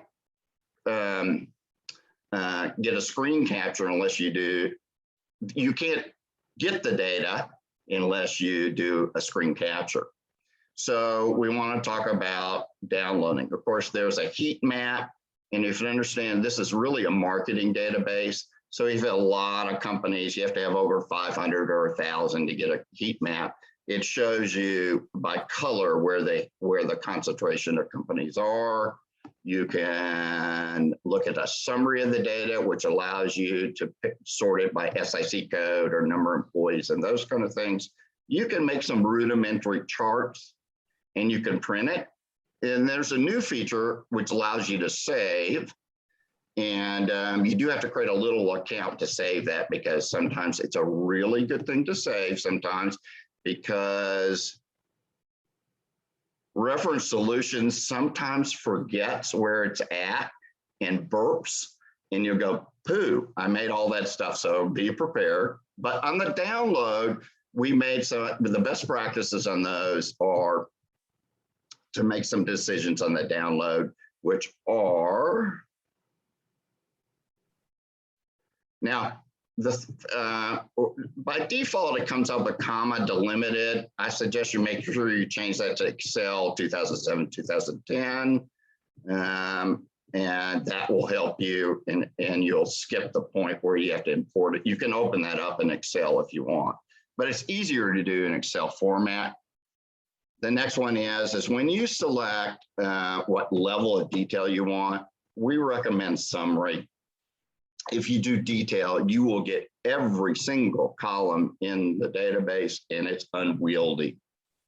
And it comes out with a basic information that you need. If you get really good at it, and you might try custom later on, but that's perfect. That's what we would recommend our best practices to do, is to do the summary. Okay, I did want to talk about filtering options one more time, because it really is a combination of art and science. And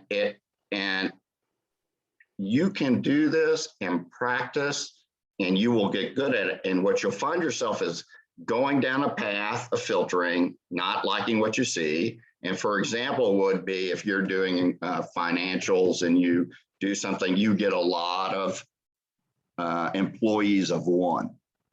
So you go, well, that's not working. So you go back and you make a little change. So the first one is company name. We talked about that before.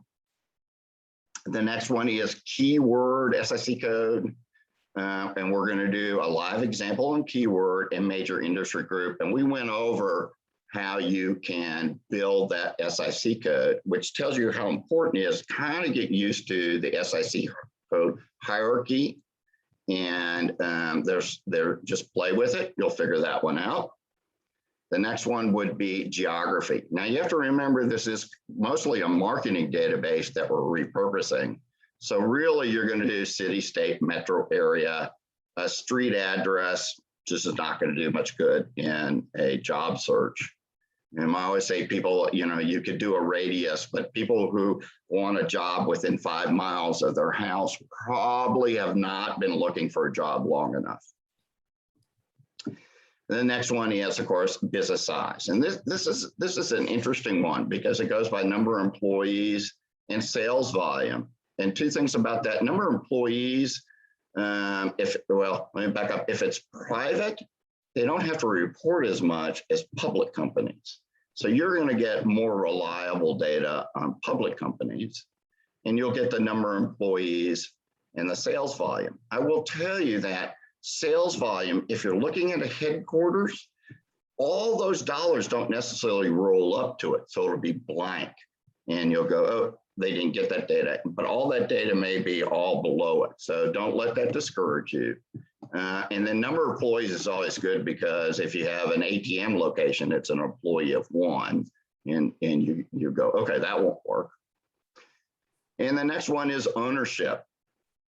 Ownership allows you some great flexibility, public or private, headquarter or branch, home businesses, which is good if you're looking for the S of the SMB market, and foreign parent. Now, I learned something about foreign parent because I was doing in privacy, the first laws that were passed were in Europe. The EU passed GDPR, which is their regulations on privacy.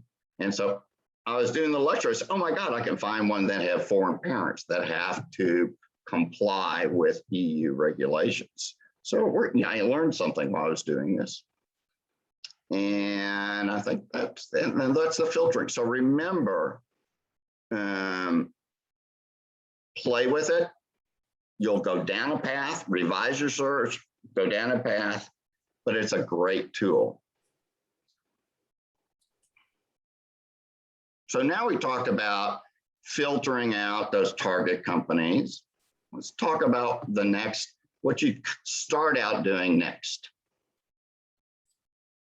And you've got your target companies that you've identified, and as Kipp had mentioned earlier, you can only work with a certain number of companies at a time, and he likes to work with between 3 and 5 companies and do deep dive research on those companies. And this can assist you. You identify 3 companies that you really want to do a deep dive on and you want to learn more information about. As you do that, this tool will allow you to learn more information about those companies and learn about some of the people, some of the key officers that are part of the company.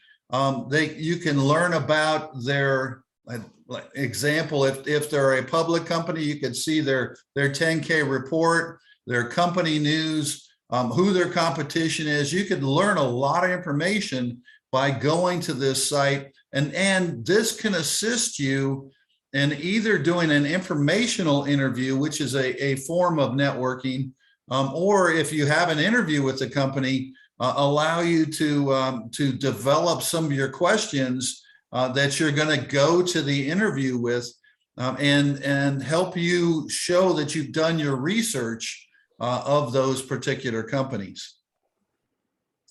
So let's go ahead and take a look at the tool live, if that's okay. And let's hope it works. I have to tell you, the library connection is slow.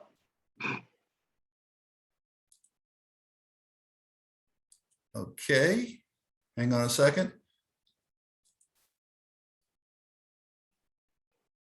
All right.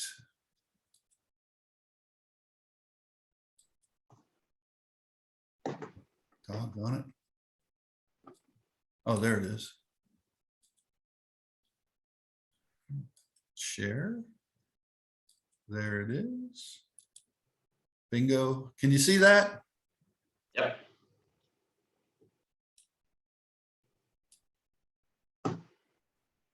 All right, when you open up the tool, you will see you'll get a terms and conditions that you have to agree to, and then this screen will come up.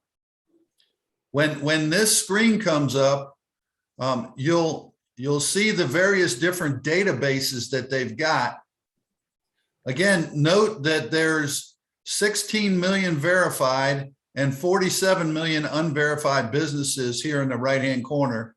And the database that we focus on is in the top left-hand corner for US businesses here.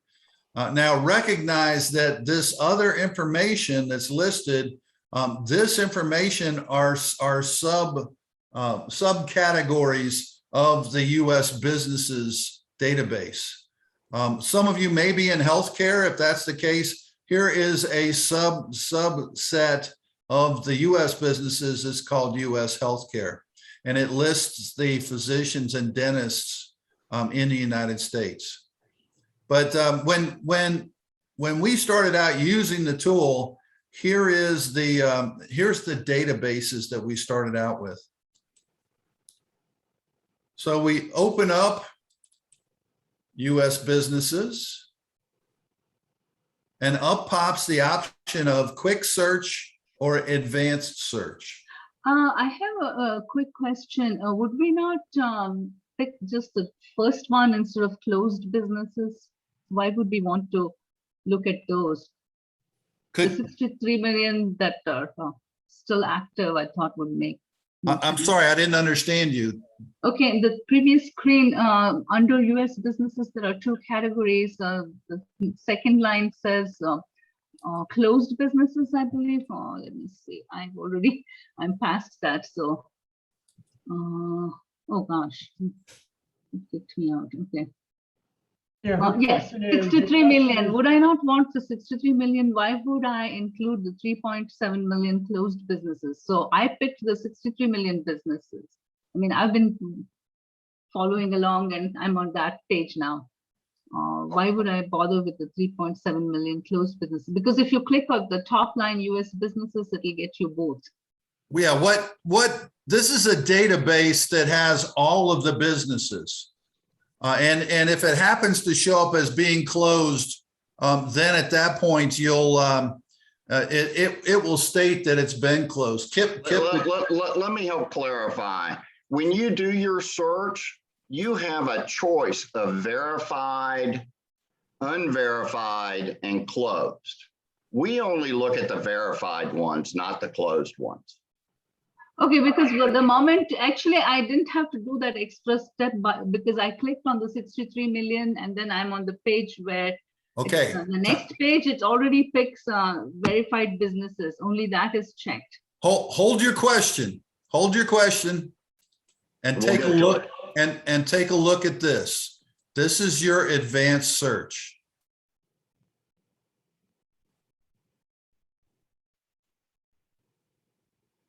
Okay, in the database right here, it shows verified, unverified, and closed. So you have the ability to take a look at companies that have been verified and the data information have been checked, unverified, which has not been totally verified, and closed. And if you don't want to look at closed, you don't have to check the box. Okay. All right. And by the way, if you look at the count, it's 16.3 million companies that are listed in the database now that are verified. So they're continuing to update their information. Kipp, you want to talk to us about the that particular company that you found? Sure. You know, what I was trying to do was when I went in, I wanted to be able to give scenarios of how you would look for companies. And so I said, okay, if I was a senior finance guy or girl, and my focus was in general contracting. I did a lot of contracting for industries. And I was a general contracting companies. How would I find a job? How would I find target companies? So if you go to keyword search, and put in, and we're going to do all SIC codes. And we're going to put in, and we're not going to check primary, and we're going to put general contractors in there.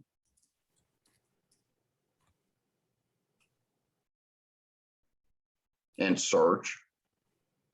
So now what we're doing is we're going through and start trying to figure out what SIC code you want to build. And you can see it's picking from several of the SIC codes, but we're going to pick general contractors. We're not going to go in specifics.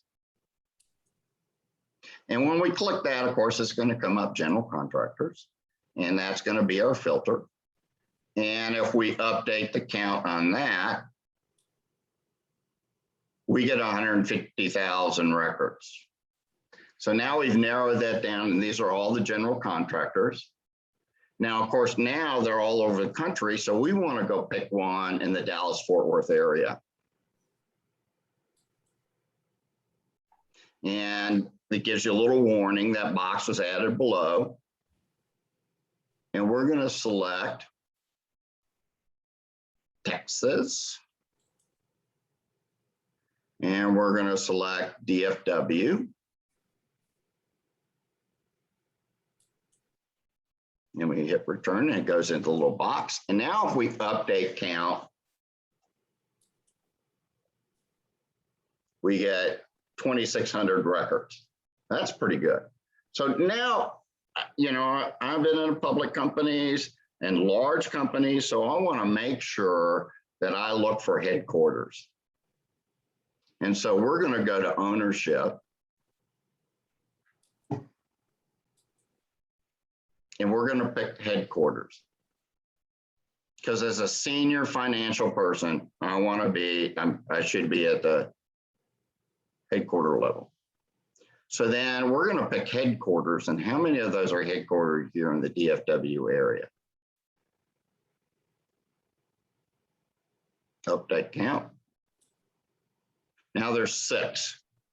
So it has narrowed it down, but for this example, we're going to go one more level, and we're going to go, okay, I want to see if it's publicly traded or not.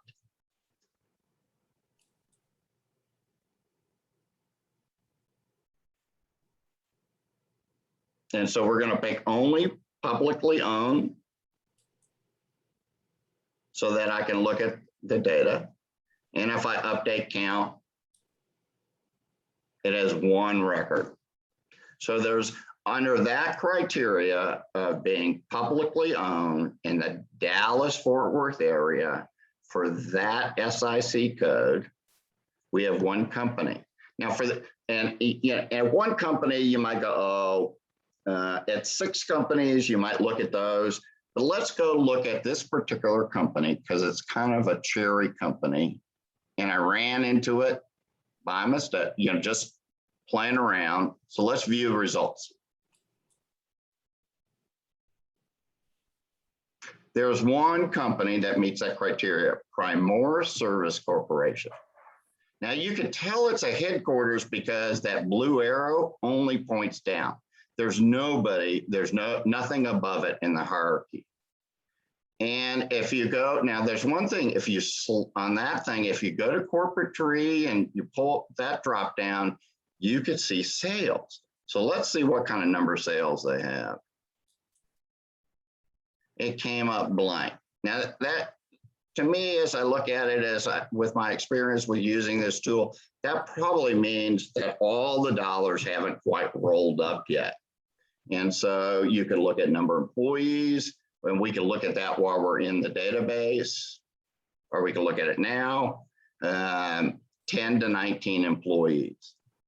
Okay, so that's kind of small, but let's go take a look at the company itself, because we know it's the headquarters.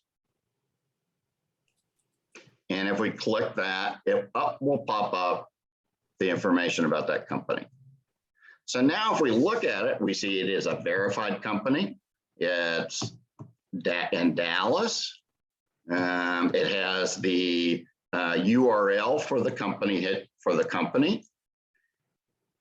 then if we look down, we can say, okay, this is current listings of jobs. They are hiring.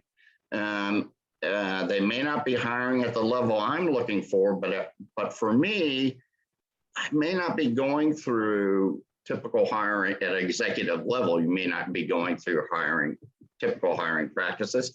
Now, I will tell you, if you hit more jobs, it will take you out of reference solutions. I do not recommend looking at jobs. You could just see whether they're there or not. And I would go to the normal channels, go to LinkedIn and find jobs. I go to Indeed and find jobs and those things, because if you do that, it will take you out of reference solutions. So let's not do that. I've tried that before.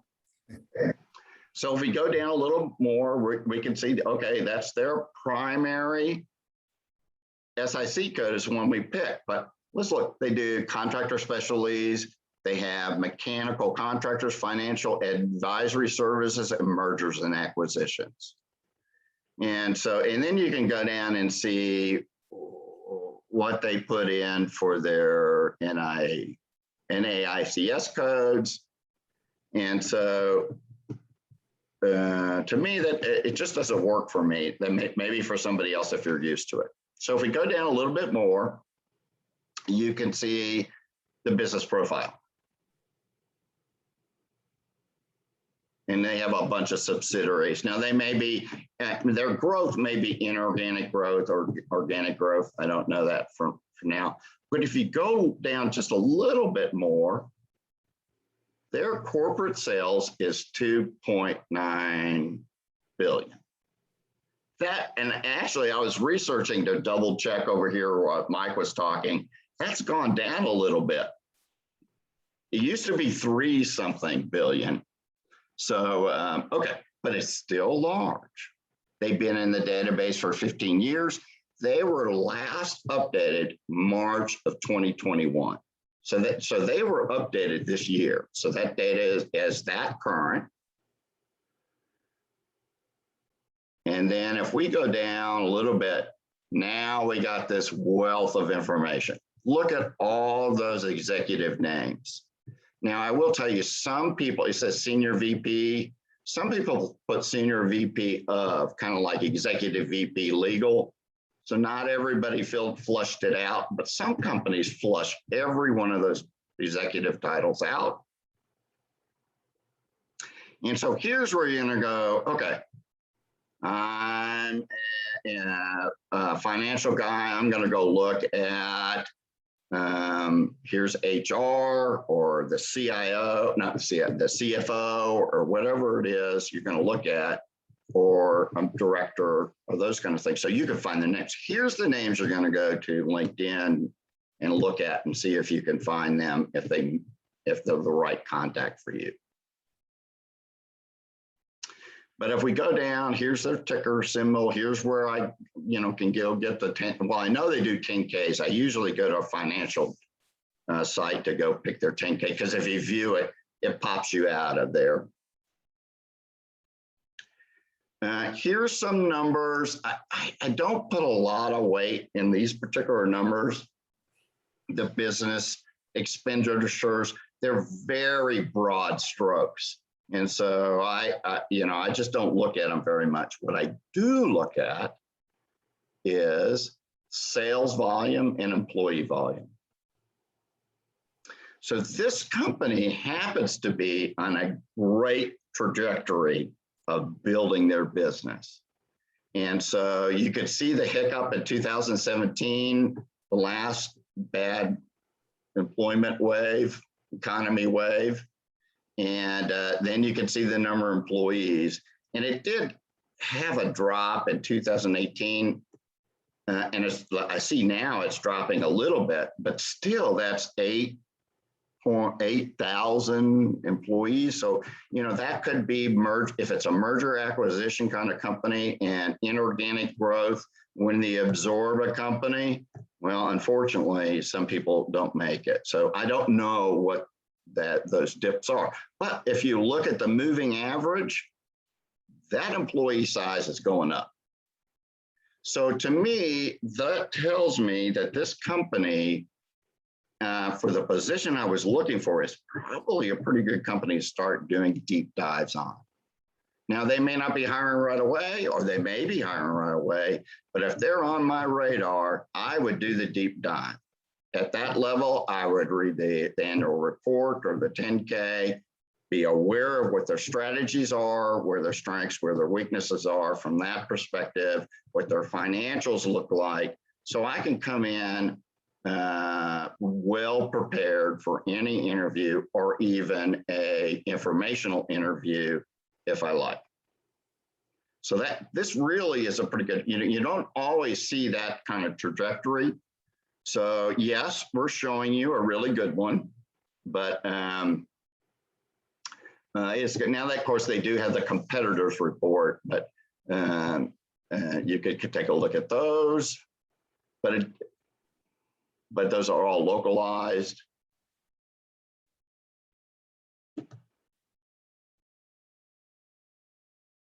So what we did was we built the SIC code by putting in a keyword search. We selected one of the SIC codes to go take a look at it.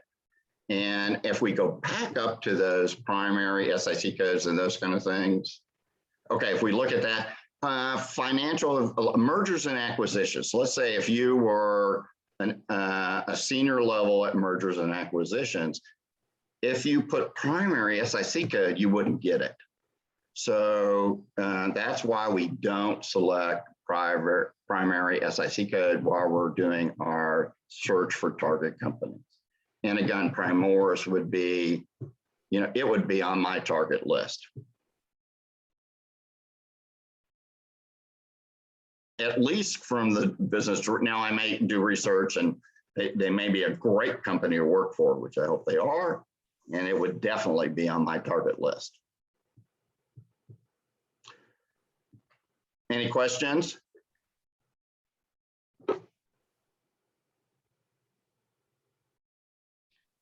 I think one of the things that, people need to remember when this is a place to find people names and company names and other companies that maybe do something that you never knew were doing this. I've been doing this since 2007.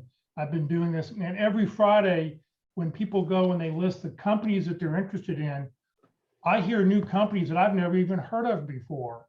So there is no way for you to know all the companies that are out there. And this is a great tool to go, well, I did this at this company. What other companies sort of do the same kind of thing? You would never know. There's a good chance you would never know half these companies, or more than half these companies that are out there that may do the same thing you do. So it's just a way for you to expand your targets, and then you start focusing in on each company. Why is this company a company I'm even worth interested in?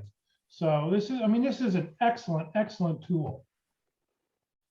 Exactly, Jeff. That's what I ran into. I've been in the air conditioning industry since I got out of school, and I found some companies I'd never heard of that were in the Dallas-Fort Worth area.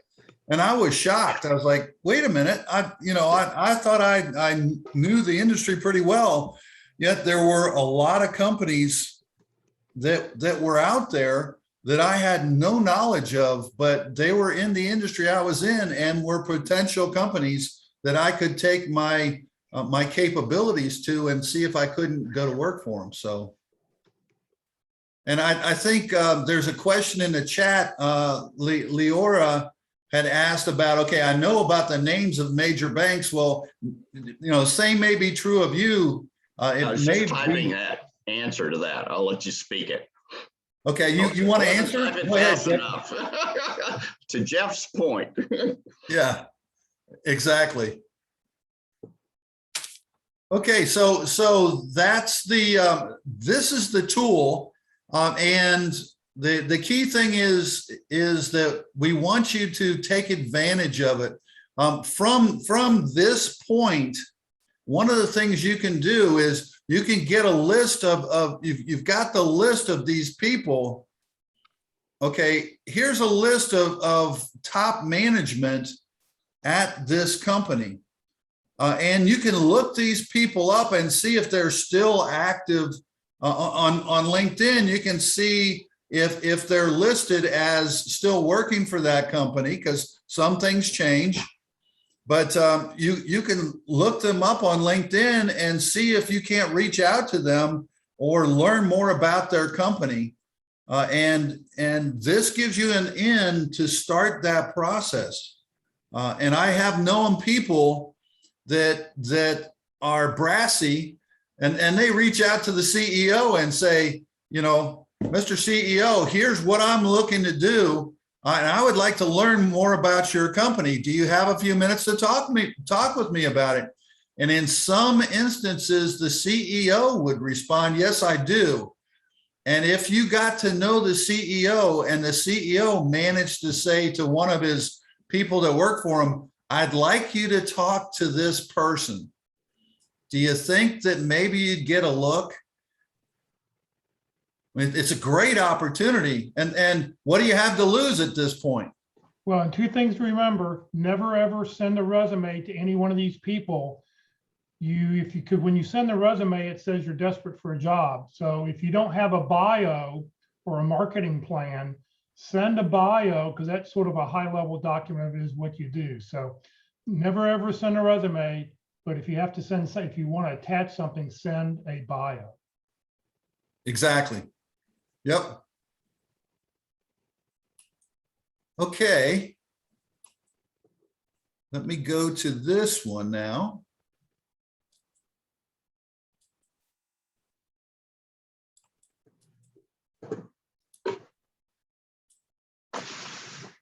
Okay, to summarize the information that we've gone through, first and foremost, take advantage of this tool because it's free. And that's one of the key things. It is a tool to assist you in your job seeking effort, and you don't have to spend any money to gain access to it.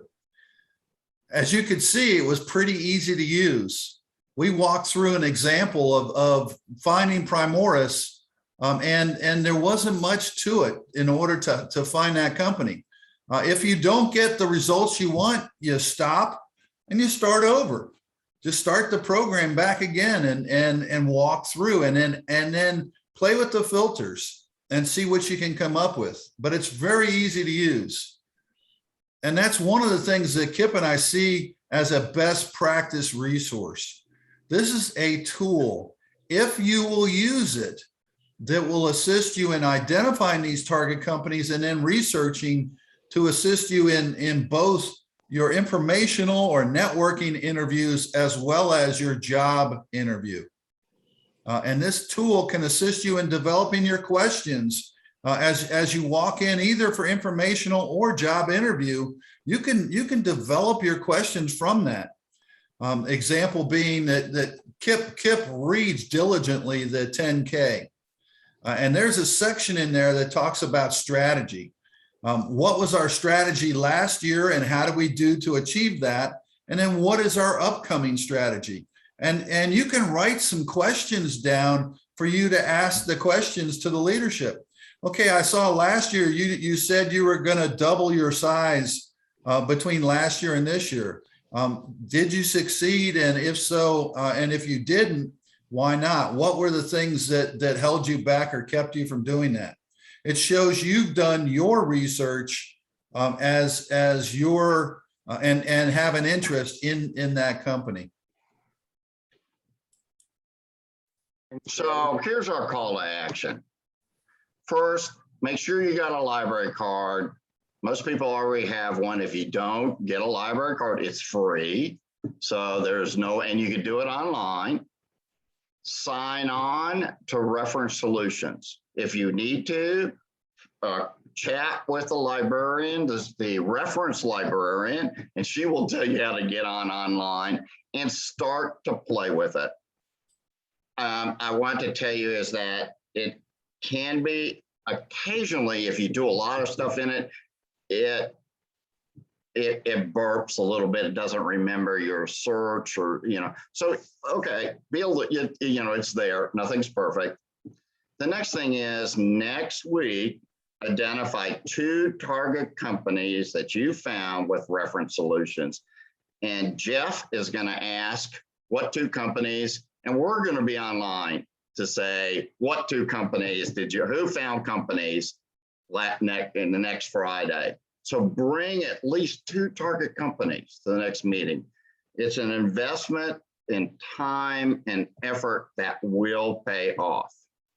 And don't follow through the way Kipp and I did the first 3 weeks. No, and that's why we're pushing this call to action. Now, I do have an example that I'd like to share, a quick one. This week, I was going to take my online test for the CIPM, the Certified Information Privacy Professional. And I had a technical problem.